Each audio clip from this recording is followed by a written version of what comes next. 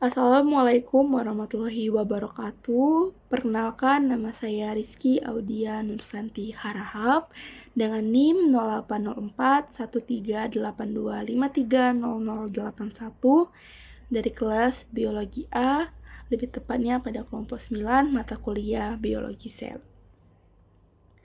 Pada kesempatan kali ini, saya akan menjelaskan tentang apoptosis atau kematian sel terprogram. Di sini saya menggunakan sumber utama berdasarkan jurnal internasional tahun 2024 yang berjudul Apoptosis: A Comprehensive Overview of Signaling Pathways. Nah, yang pertama itu adalah pengertian apoptosis. Sebelum mengetahui materi lebih lanjut, apa sih pengertian apoptosis itu?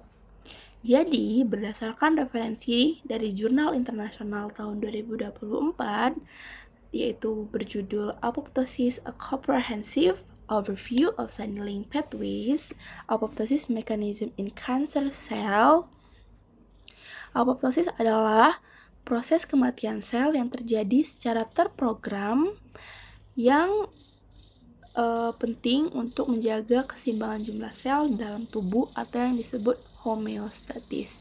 Jadi, apoptosis ini sangat penting untuk menjaga keseimbangan tubuh karena proses kematian selnya terprogram dan terkontrol.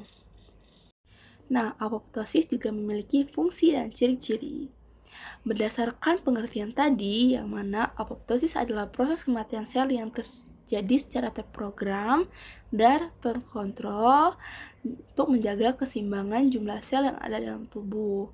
Jadi, fungsinya itu yaitu adalah menghilangkan sel yang rusak, membantu perkembangan embrio, dan mencegah terbentuknya sel abnormal atau kanker. Selain fungsi, apoptosis juga memiliki ciri-ciri, yaitu secara morfologi, di mana sel ini mengalami apoptosis akan mengecil, DNA-nya terfragmentasi dan membrannya membentuk blabbing, hingga akhirnya tercipta apoptotic bodies. Selain memiliki fungsi dan ciri-ciri, apoptosis juga memiliki dua jalur utama nih, yaitu intrinsik dan ekstrinsik. Dalam prosesnya, yaitu yang mana untuk menjaga keseimbangan tubuh melalui proses kematian sel yang terstruktur atau terkontrol. Apoptosis memiliki dua jalur, yaitu yang pertama adalah jalur intrinsik, yang kedua adalah jalur ekstrinsik. Seperti yang saya sebutkan tadi, apoptosis memiliki dua jalur utama, yaitu jalur intrinsik dan jalur ekstrinsik.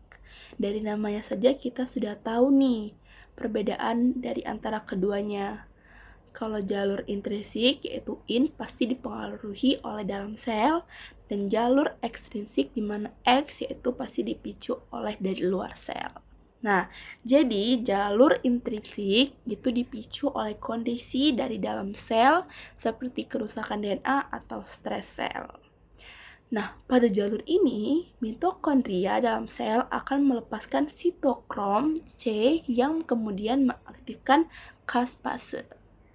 Sedangkan jalur ekstrinsik itu dipicu oleh sinyal dari luar sel, di mana melalui reseptor kematian atau death reseptor yang juga akan mengaktifkan caspase atau mengaktifasi caspase. Tadi kita sudah membahas tentang pengertian apoptosis, fungsi utama apoptosis, ciri-ciri apoptosis, dan jalur apoptosis, yaitu jalur intrinsik dan jalur ekstrinsik. Nah, pada kali ini kita akan membahas protein penting yang berperan dalam proses apoptosis. Apa aja sih protein yang berperan penting dalam apoptosis? Nah, di sini beberapa protein yang berperan dalam apoptosis antara lain caspase, yaitu sebagai eksekutor, BCL2 sebagai penghambat, BAX atau BAX sebagai pemicu, P53 sebagai pengontrol DNA atau pengontrol kerusakan DNA. Jadi dalam proses apoptosis itu terdapat protein penting yang dimana keempat protein ini berperan penting dengan tugas mereka sendiri. Ternyata apoptosis ini memiliki kaitan penting dengan penyakit, yaitu di mana apoptosis ini sangat penting dalam mencegah penyakit. Jika apoptosis berkurang, maka sel abnormal dapat berkembang menjadi kanker. Sebaliknya, jika berlebihan dapat menyebabkan penyakit degeneratif atau penyakit di mana kondisi bagian tubuh mengalami kerusakan yang tidak dapat kembali normal karena proses penuaan atau faktor eksternal.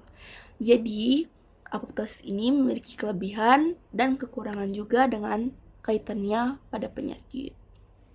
So, dapat disimpulkan bahwa apoptosis merupakan proses penting yang menjaga keseimbangan tubuh melalui kematian sel yang terprogram dan terkontrol. Nah, pengertian ini juga terdapat fungsi dari apoptosis. Juga, apoptosis memiliki dua proses utama atau dua jalur utama, yaitu jalur intrinsik dan jalur ekstrinsik, di mana proses tersebut dipicu oleh dalam sel dan juga luar sel.